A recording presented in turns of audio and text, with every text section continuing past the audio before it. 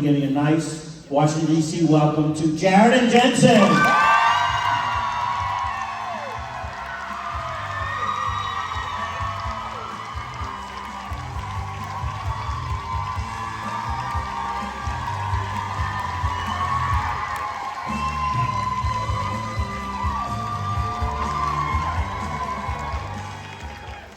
Ladies and gentlemen, Jensen Ackles.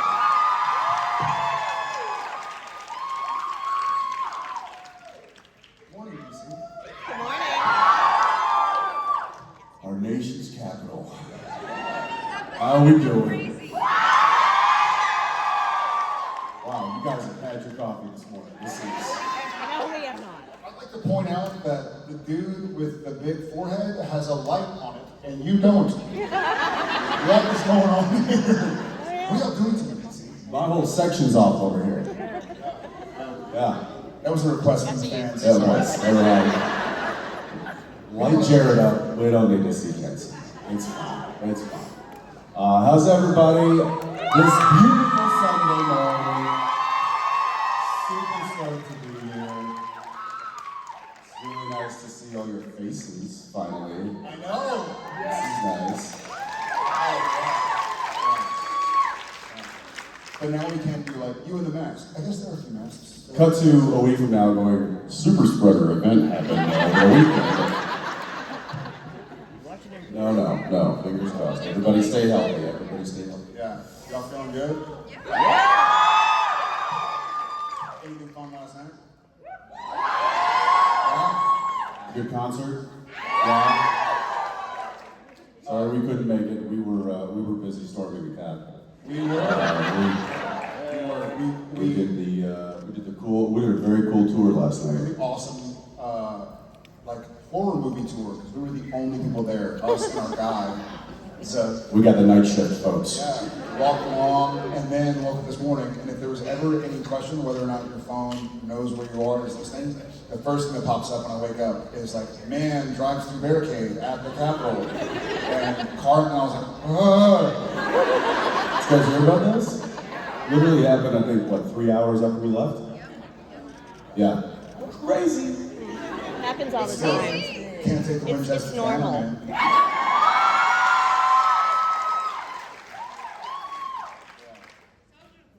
Sociable. And or social. Yeah, and or walker, and or like, look, take your pick. It's gonna be a bad day for you. All right, well, without further ado, I've seen you waving at the end. Yes, you've been pretty intense about it. It's making me sweat. Hi guys, thank you guys for coming, and I love you guys, and I just wanted to know, what is your theme song? This is for both of you. Theme song? Your theme song, your personal theme For song. personal? Yeah, everyone has a theme Like song. if I kick the door in, what song do I want to just all of a sudden play? It's something that gets you going, that makes you... It gets Well, I you think what going. gets me going is not my theme song. Well, let's start with your theme song. What is your theme song?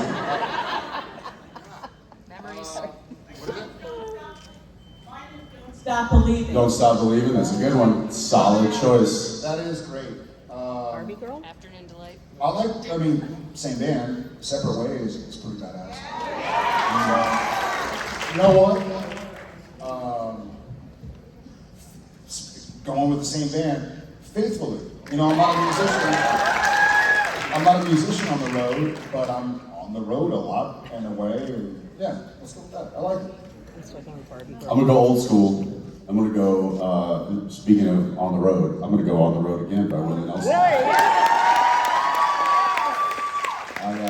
I was just doing a lot of driving over the past couple of weeks. Because I was driving to meet the family from work. I'm working in Albuquerque right now, and the family was close enough to drive to. So, but it was, it's like 4 hours. So I was in the car quite a bit, and there was a lot of Willie being played. There's that Sirius station, Willie's Roadhouse, and so I had that on, and On the Road Again came on several times, and that just, I don't know, something about it. On the road again, it's gonna play again, on the road again. So, and Jared and I, we do travel quite a bit, and obviously the pandemic put a big damper on that, and it made me realize how much I actually do enjoy getting out and seeing this beautiful world of ours and doing it with friends and family. And so being on the road is something I truly enjoy. So there you go. We'll go with that. That's me. Let's go. Yes, sir, in the back. Got a nice beard on, man. It's all you, Pat. It's all you. And your girl slept wearing a neck tattoo. You caught my attention. There's more hair on your face than your head. No, just stay right there. Just stay right there. Just stay right there. We got a mic coming to you. How you guys doing? Doing well. How are you? Good. So me and my fiance co-own a bakery, and so this question. Of course you do. Awesome. So Did you bring us any treats today? I did not. I'm sorry. Security. Yeah. All right. Get them out of here. So we would like to know what would your all's favorite piece of pie be? Ooh. You know what? Give him a second. I'm gonna go with. I've had this a few times in the last month or two. Nothing like pecan pie. Yes. Put some mode on it. Allah. It's even better than that. Yeah, he likes a little bit of pecan pie with his ice cream. That's basically it. Just the crusty part.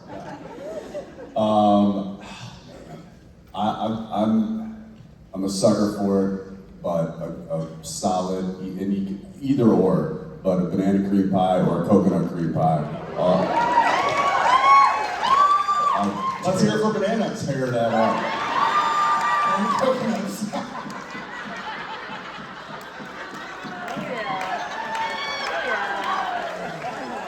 Yep. It's gonna be Fair a enough. good day. Thank you all very much. I'm gonna bring some love over here. What you got? Birthday girl. Thank you. Well, I'm actually celebrating my belated 50th from 2020. She's selling her belated 30th from 2020. Awesome. So, and I was on a road trip this summer. I traveled 11,500 miles. 11,000? 11,500 miles to 24 states. Yeah. And the highlight, yeah. That's not a road trip, that's like a pilgrimage. It was amazing. Were you lost? Or No, it was planned. It was planned. I've been planning this since 2018. Okay. And the highlight have of you my questioned your planning skills? the highlight of my trip was supposed to be San Francisco. Oh yeah. Yeah. So Oops. Again, have you questioned your planning skills? no. I mean, I now have done all 48 contiguous states. Wow. That's cool. I'm going to be doing Hawaii next year and You gonna drive Alaska. there to Hawaii? I don't like images. Yeah. So yeah, no, but so I like to bring humor to almost everything I do, and so I'd like to share a joke with you. Great. So there are these two little boys, and Okay, got it. I'll wait. and they are just, mom cannot handle them anymore, and says, grandma says, I'll take them for a weekend. Great. So grandma takes them to church, and she takes them to the pastor, and the pastor says, do you know where God is? And the boys just get their big eyes and no. And the pastor's going, well, I know these guys. They have to know. They come to church every Sunday. Do you know where God is? No, they say. And the pastor's really getting frustrated and said, why are they saying no? And he goes, do you know where God is? And the boys run out and they say, Grandma, somebody stole God and they think we did it. I like it. That was a good. All right. I was like, We're gonna work on your planning skills and your joke telling skills. You can put that on your to-do list. It was a little lengthy. That's it for today. Thanks, guys. I do want to go back and ask what the best pie you guys make in your bakery is. Sorry, I'm still on that. They get to ask the I haven't questions. moved on. That's not the way this works. We don't ask the questions, man. Yeah, well, I just have to know now. New format. What is it? Just yell it out. What are you most proud of? Pumpkin? Which I can't say pumpkin because it's, you know, it's not always available. It's a holiday kind of a thing, but I would tear some pumpkin up. Well, which brings to mind, You don't need the name of your bakery, sir. it brings to mind another joke, possibly inappropriate. What do rednecks do on Halloween? What do rednecks do on Halloween? Oh boy. I'm not gonna answer it. Let's say you already said the word. I'm not going to repeat it, but it sounds like pumpkin. Too soon? Too early? It's almost noon, guys. Come on. It was quicker than her joke. That's funny. She's pulling the knife out of her back as we speak. Come on, man. All right. Don't let me talk. All right, I'm going far back. You know, yep. That's it, right there. No. Yeah. I'm just gonna say it. One arm guy. Yeah, one arm. There you go. Yeah, all right. You did knuckles this. What? Well, I guess You're welcome. first of all, good morning. Good morning. So this is a good question. I don't know. Oh, come on. What's the best prank you guys have pulled on the set together? Well, this is a great answer, if I may say so myself.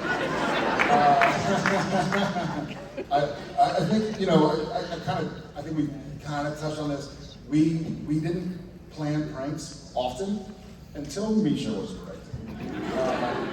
And so I think I almost broke his nose. I kind of feel bad about it now, but I didn't at the time. With some pie. Ackles got him with some pie. Yeah, so we didn't really plan pranks as much as just kind of try and bring humor to the situation when it called for it.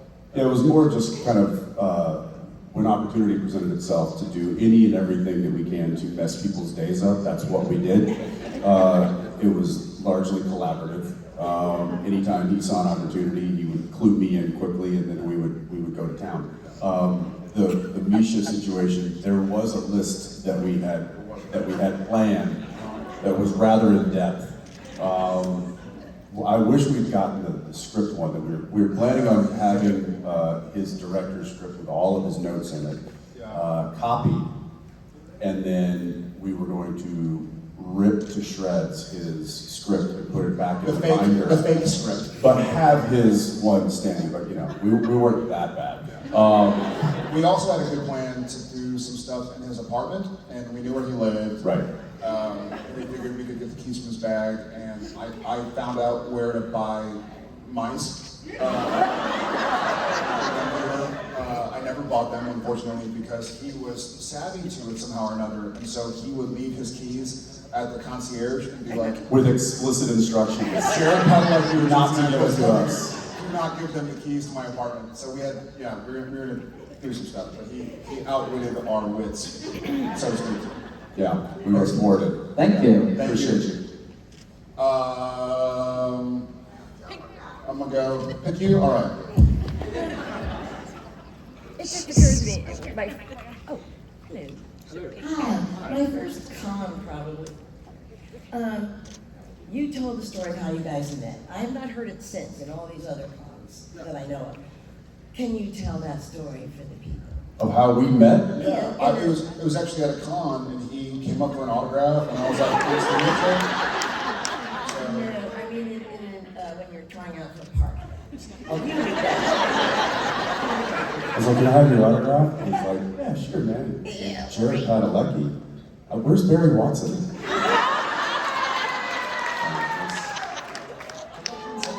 Yeah. The day we met was the day that we got the roles of Sam and Dean Winchester. It was what's known as the network test. So you have auditions that you do, and this was a while back. So the process is a little different nowadays. Certainly since COVID, we really don't do in-person auditioning anymore, which is sad because there's a lot to be said about that process. It's now all done through people just submit tapes of themselves, and so there's benefits and there's pros and cons to that. But back when it was the old style, the original style, we did our auditions. I had gone in separately. They were trying to cast the role of Sam first. They wanted to get Sam, and then they were going to read Dean's. So I went in originally and read for the role of Sam, because that's all that they were doing. And I knew this. I was asked actually, because I was on Smallville. You were currently on Gilmore Girls at the time, and they were like, let's have. There was a short list of guys that they wanted to come in and read for these roles. So, but they were only doing Sam at that point. So I came in. I read for David Nutter, Eric Kripke, and Peter Johnson. So the folks that were all involved in the beginning of it, and just one time. And then I read for Sam. I did the Sam stuff, and it was a scene with Dean. And I just remember at the end of that first time I auditioned for these guys, I was like, listen, thanks for the opportunity, but I really want to read the other role. Is that a possibility? And they literally smiled. They were like, we know. I was like, okay. They're like, we're not reading that role yet, but we kind of already know. And I'm like, oh, okay, great. So Jared, you read the same thing. Read for Sam, and I big surprise, went with a hoodie and a beanie, and I read, and I thought I did a pretty decent job. And then my manager tells me, I never let Cookie forget it, but Cookie was like, yeah, he did a great job, but we're looking for someone like hyper intelligent, like David Duchovny-esque. And I was like, what? And so my manager called back and was like, listen, Jared was a mathlete in school. Like, he's a National Merit Scholar. Like, nerd. I was a nerd. But I had been used to playing Dean Forrester on Gilmore Girls, who was supposed to be a little bit more like, hey man, like, what's going on? And so I think I was still early in my brooding, and that was what we did back in the early 2000s. It was like, however you could do. That's all people wanted to see was your labored exhale, or labored inhale, which looks like this. So the better you were at the labored inhale, the more likely you were to get cast in certain roles. And so finally my manager called and was like, no, listen, this guy, he's a thing. I think if you look up labored inhale in the dictionary, it's just a picture of Ian Somerhalder. It's just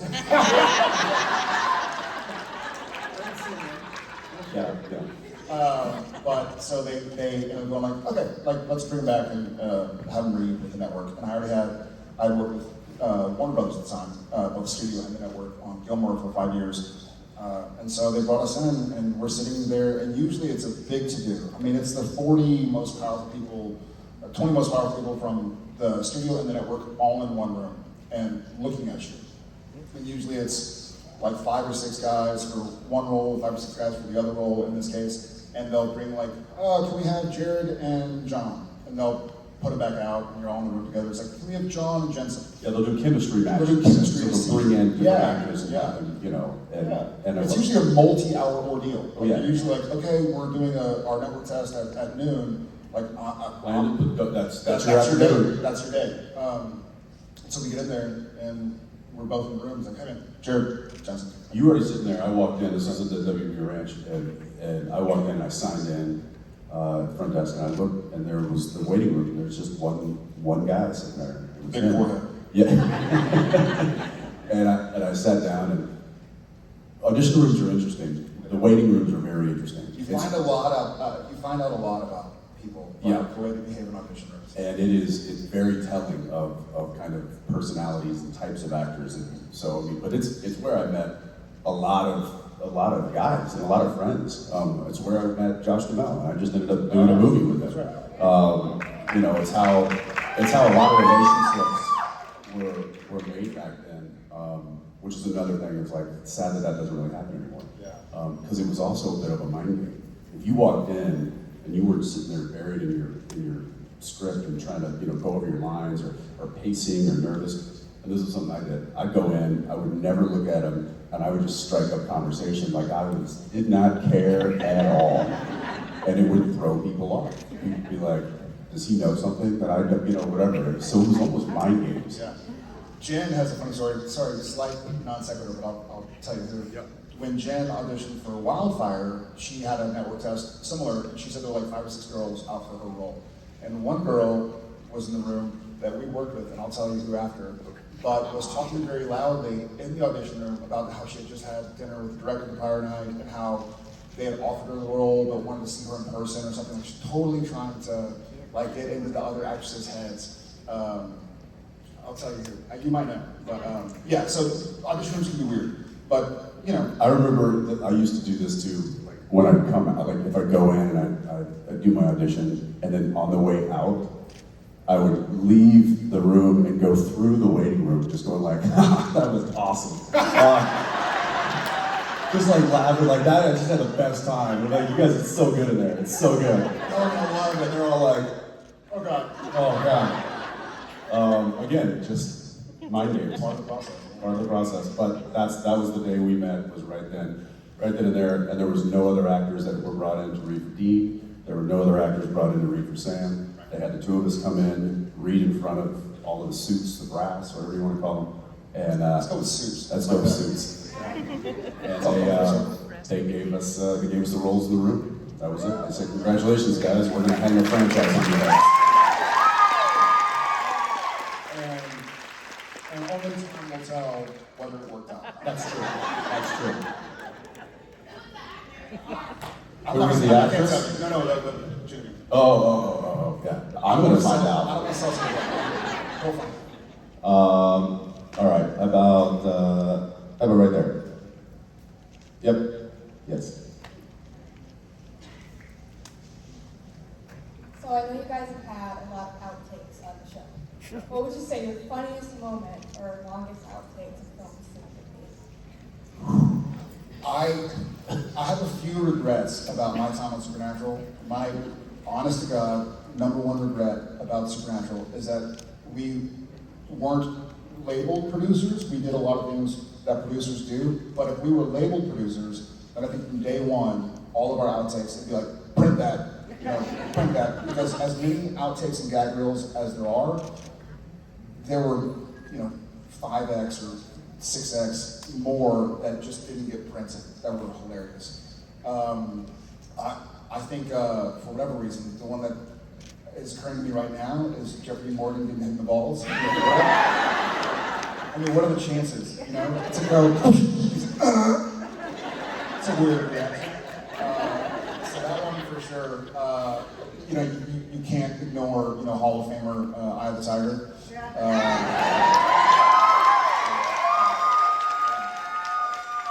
So that's in there.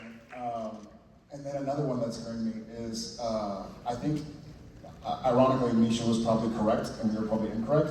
But when he was doing this Castile thing and like, we need to go to Colorado, we were like, we were making fun of the way he said Colorado. Colorado. We were like, where? So those three. There's people in here going like, "That's how you say it." I know. It's the problem. Yeah. There were lots of during I've been driving lately. I've started listening to some of the Spade Prop podcasts about and I was just kind of flipping through a few of them, and little trips down memory lane.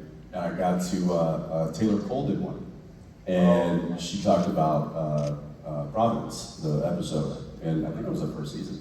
Yep. I'll never forget, there was a day that the three of us were doing a scene, and she talked about it in the podcast, that something happened and we got the giggles, and we literally couldn't reel it in. You were gone. She was in tears. I was rolling my eyes. But it was so bad that literally we had to take a 15-minute break, and everybody, the entire crew, walked off set, and it was just like we had to shake it off because that's how bad it was. That's how much fun we were having on the set, and that's how much fun we literally continued to have for the next 14 years. So, but I still think there should be like a 30-hour release of outtakes and scenes gone wrong, because there's plenty of footage. Yeah. That is pretty awesome. It's good to have fun and what you're doing. Yeah, for sure. Thank you. Thanks. I'm gonna go way far left, unless you're just waving. Yes. I I finally found a CD of that Covers with Friends album that you made with Jason Mann. Mm-hmm. And I listened to all of to the entire CD, but your rendition of Simple Man, where you're going to do it with Jason Mann, I listened to it, and then I compared it to the Leonard Skinner original. Mm-hmm. Your rendition is more gentle, more quiet. And you think about it, this is about a woman giving important life advice to her young son who would want an intimate rendition of it as opposed to having it being blared out by a rock band. I actually prefer your rendition. Well, I appreciate that. And maybe we can get him to get up on stage. Shut your mouth. Saturday. Shut your mouth. And do it again. He was just saying, maybe we can try to get me to do it, but yeah, no, go hide. Well, thank you, sir. That's very nice of you. That came about. Some of you know the story, but Jason was like, "Hey, what do you want to do?" Because I had agreed to do a track on that cover album, and we didn't have anything picked out, and he was sitting there. We were in my apartment in Vancouver. He'd come up for some reason, maybe it was a con or something, and I was sitting there and I had a guitar in hand, and I was just kind of picking on it. And that song is really just 3 chords. So I was kind of playing that song while trying to think of what we were gonna do. And he was like, well, what is that? What are you playing? I was like, oh, it's a Skinner song. He was like, well, sing it.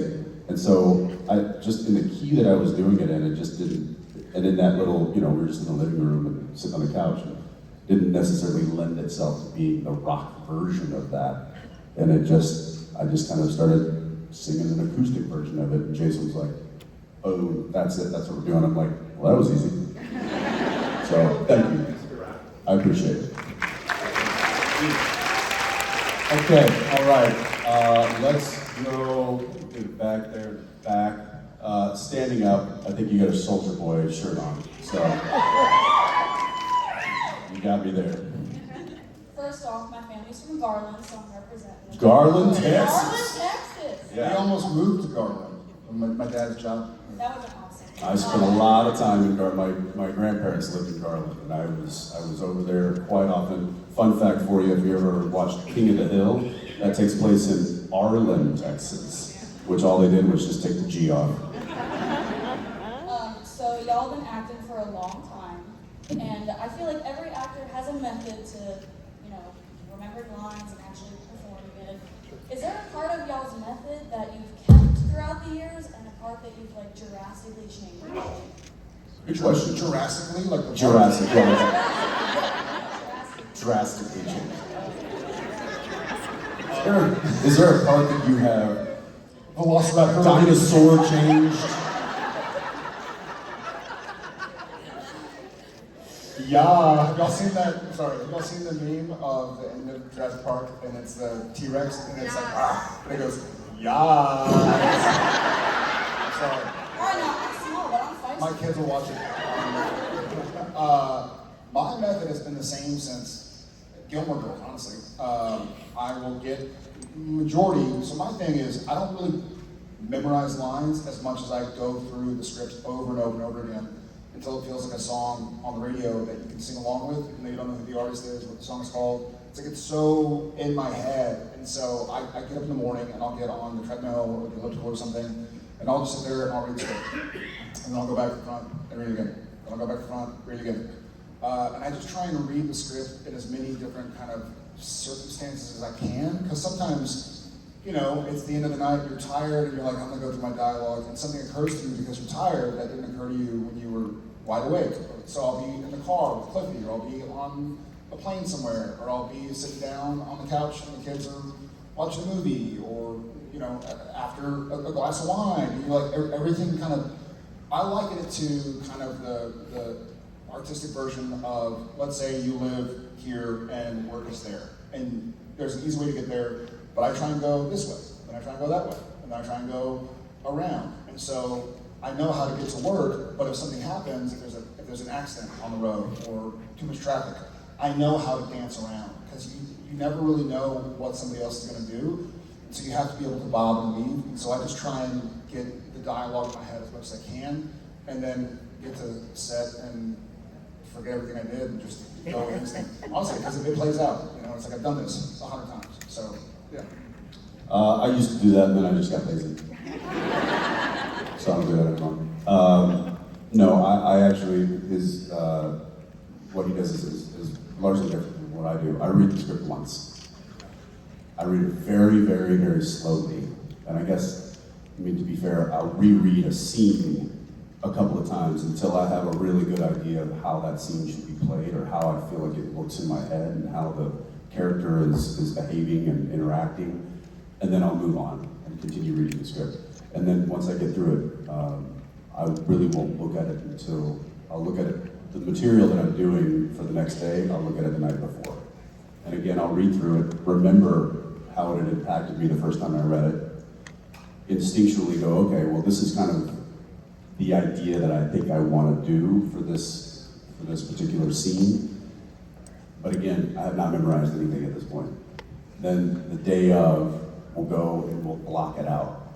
And we'll figure out where we want to be on the set in relation to the other characters, in relation to the furniture, in relation to whatever. And that's when the words start to really lock in, because I'm marrying them to my physical space, which is, I don't think, normal. So seriously, I'd be like, oh, when I move over to this side of the room, that's this part of the scene, and that's this dialogue. And then when I move over to this, that's when I pick up this thing. It triggers that line.